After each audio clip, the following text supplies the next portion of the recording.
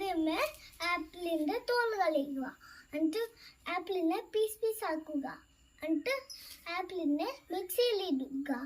എന്നിട്ട് ആപ്പിൾ അരിഞ്ഞ് കഴിയുമ്പം ഒരു പാത്രത്തിലിടുക. എന്നിട്ട് വേവിക്കുക.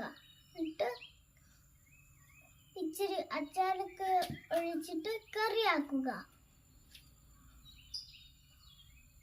Apple curry is finished. ആദ്യമേ ആപ്പിളിൻ്റെ തോല് കളയുക. എന്നിട്ട് ആപ്പിളിനെ പീസ് ആക്കുക.